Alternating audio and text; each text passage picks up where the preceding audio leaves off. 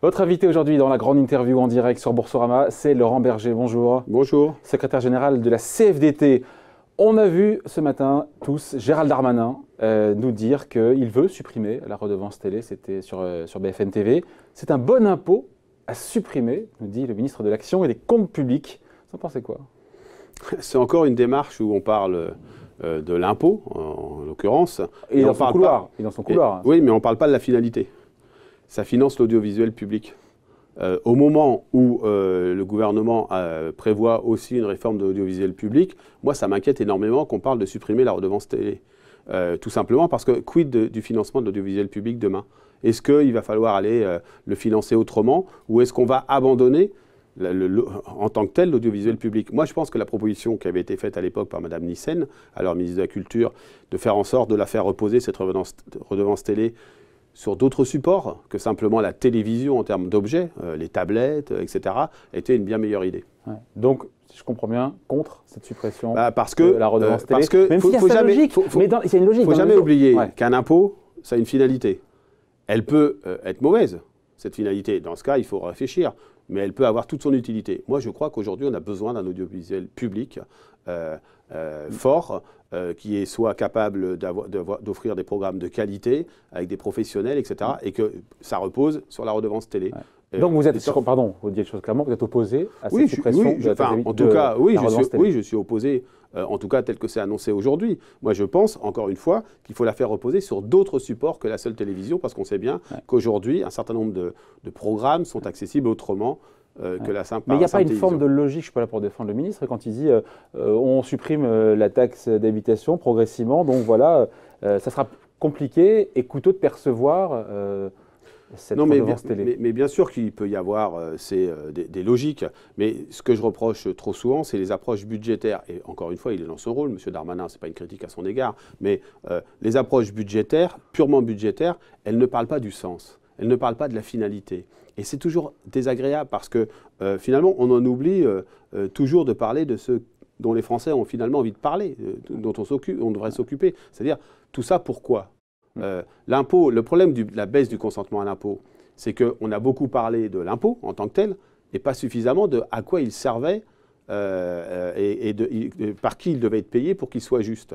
Et c'est ça le problème. Donc la recherche permanente de baisse d'impôt sans réfléchir à ce que ça impacte sur le vivre ensemble, nos capacités d'avoir un État stratège, d'avoir un État qui s'occupe de sa population, ça pose un problème.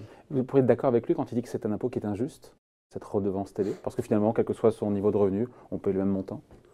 Vous pourriez vous retrouver là-dessus, non? Oui, mais de toute façon, nous, si on veut s'attaquer à l'injustice fiscale, il y a bien d'autres sujets d'abord avant la redevance télé. Celui-là comme un autre. Oui, mais enfin, celui des choix qui ont été faits depuis le début de ce quinquennat de favoriser fiscalement les très très hauts revenus et de faire payer les efforts à la masse à travers la masse de la population, à travers les APL, la baisse des contrats aidés, etc., la désindexation des retraites.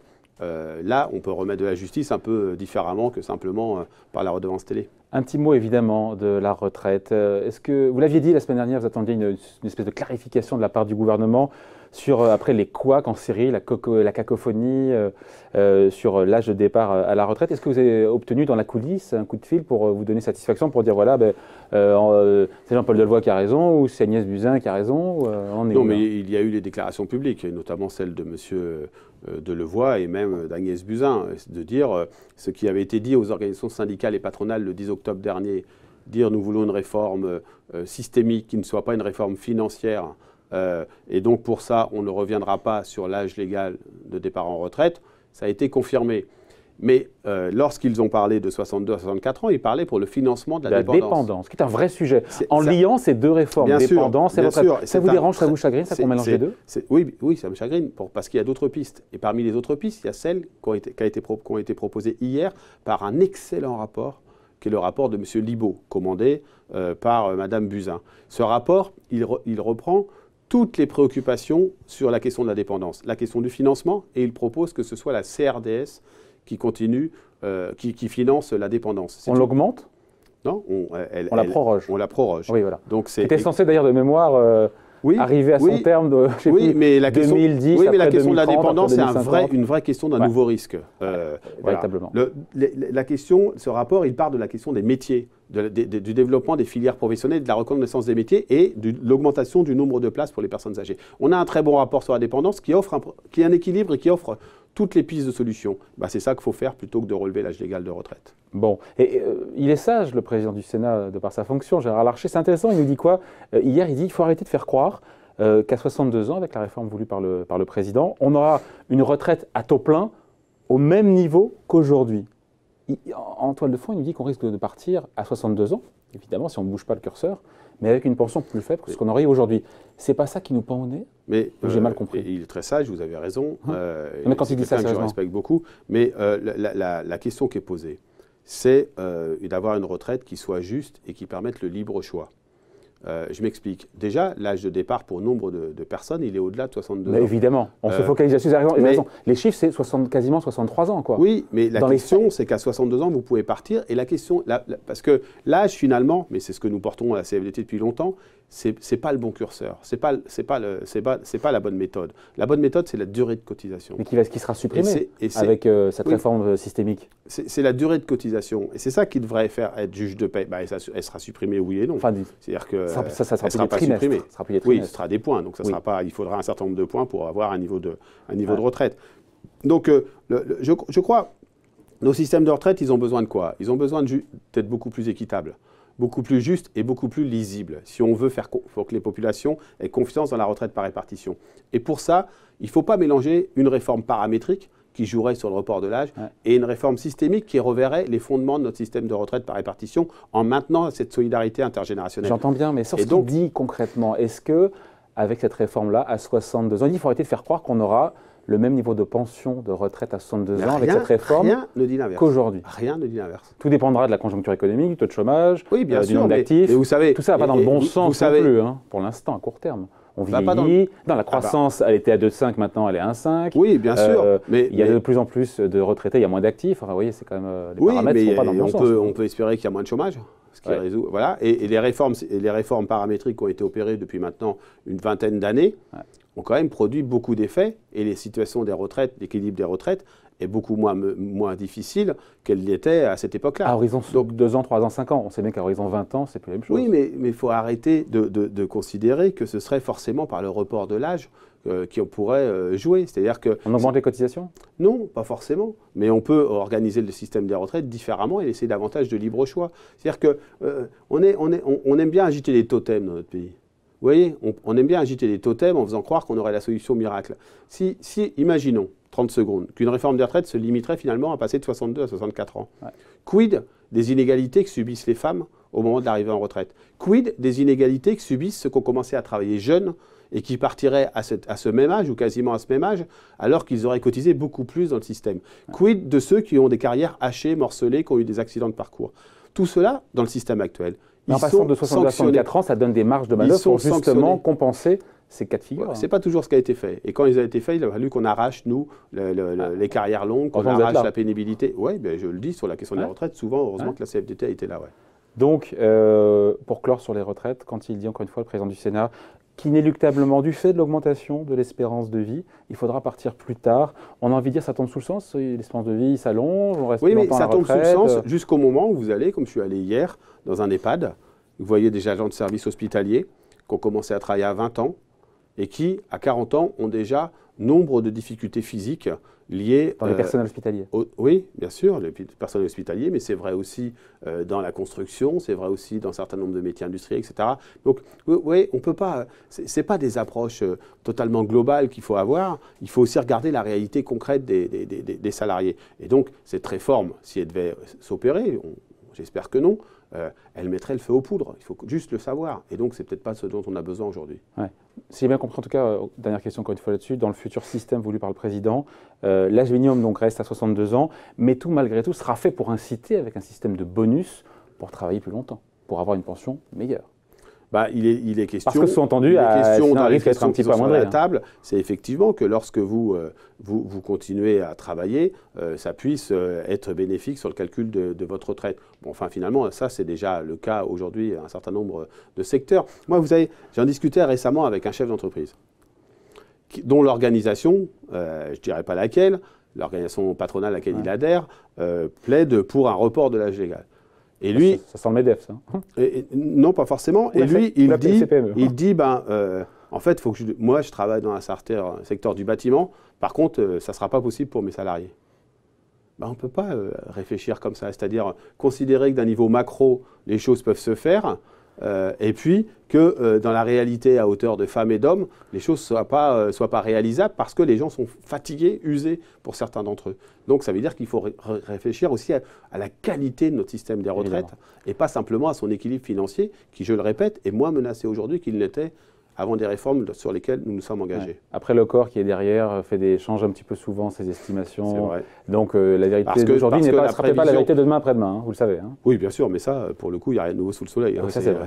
Allez, il y a le rapport qui est nouveau sous le soleil, c'est ce rapport de l'IGF révélé par le Figaro, commandé par Gérald Darmanin, qui a montré que sur 1 100 000 fonctionnaires d'État, 310 000 travaillent moins de 35 heures, dont 190 000 sans aucune raison valable. Est-ce que c'est problématique? Est-ce qu'il faut mettre fin à ces formes d'injustice pour certains fonctionnaires qui sont... Il y a une responsabilité de l'employeur, j'ai envie de dire, mais dont lui... C'est problématique ou pas?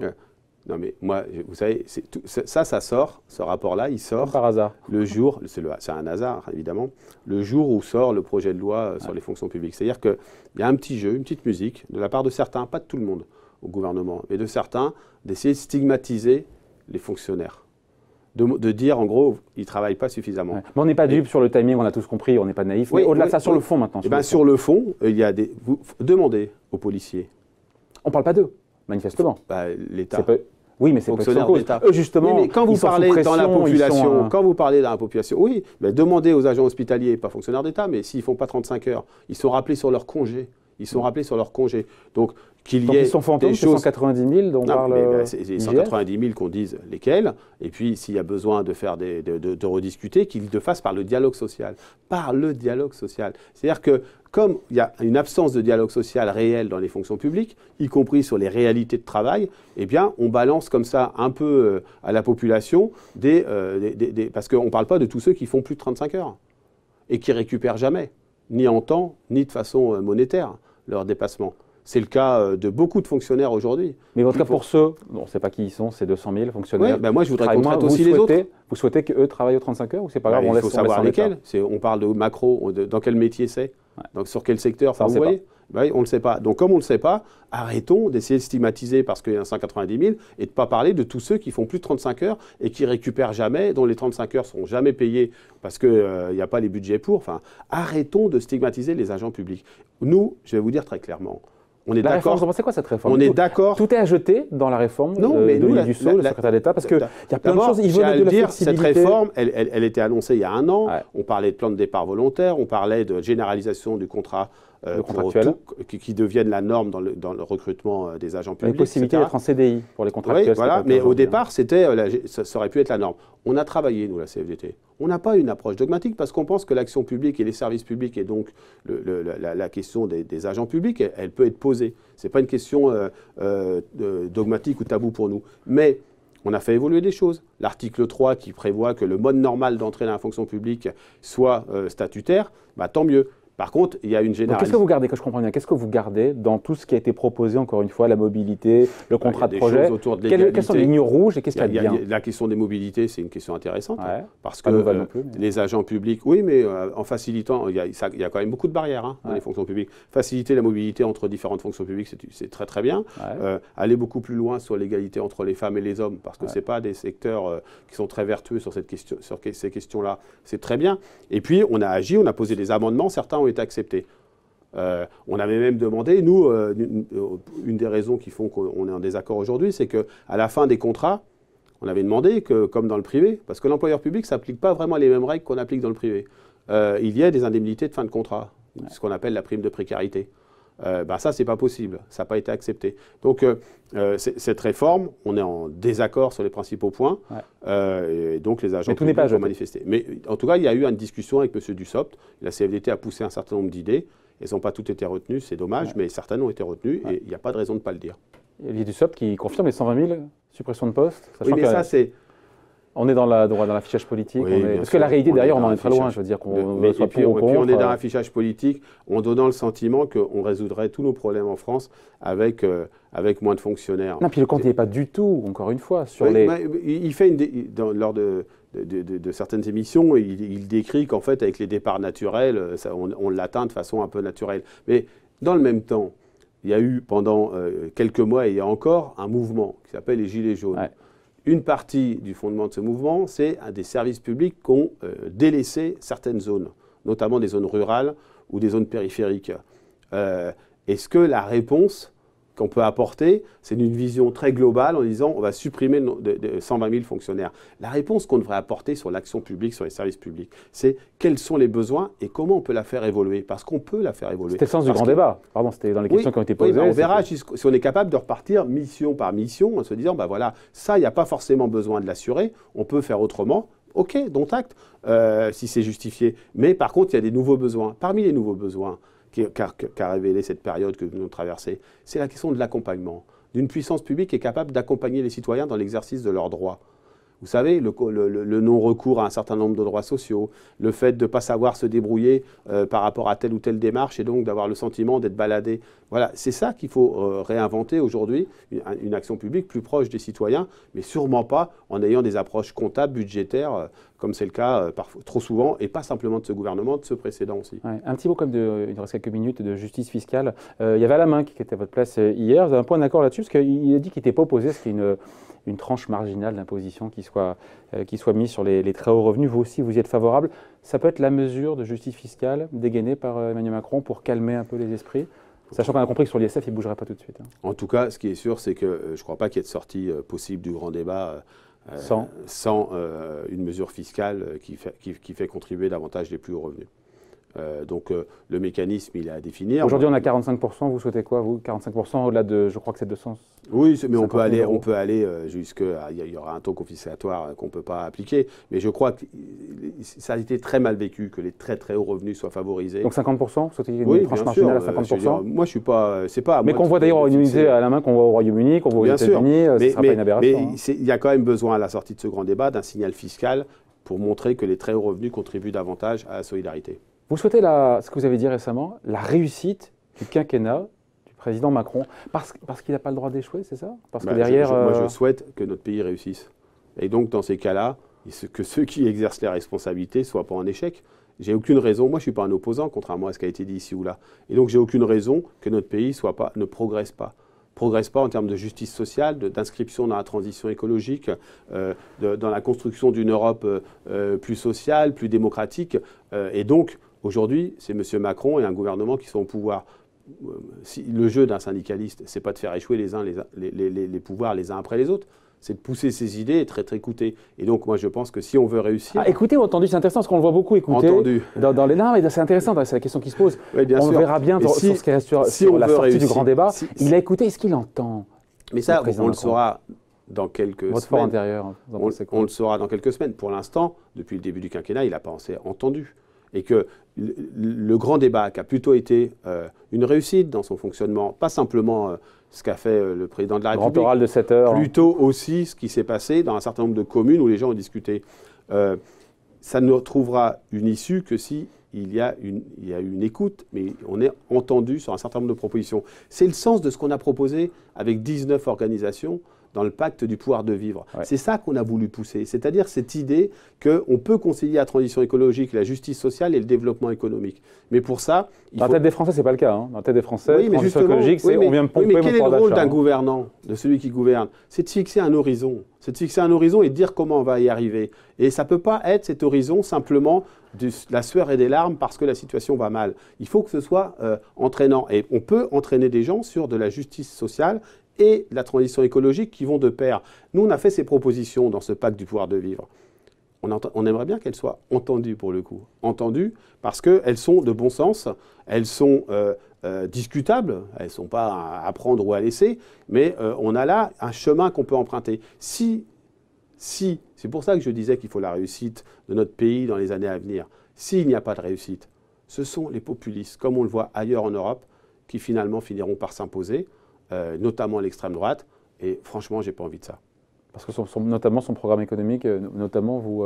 social, et anti-syndical, et sans doute antidémocratique. Pourtant, ils veulent le SMIC à, je sais pas, 1800 à 2000 euros. Non, mais la démagogie, ça va souvent de pair avec le populisme et avec l'extrême droite. Vos réponses sur le grand débat, on verra ce qu'il en ressort. C'est 8 avril, j'ai vu, à partir du 8, du 15 non, 8 avril, c'est sans doute un certain nombre de données. Ouais. Et ensuite, je ne sais pas, je ne suis pas capable de vous répondre, ce n'est pas nous qui sommes aux manettes.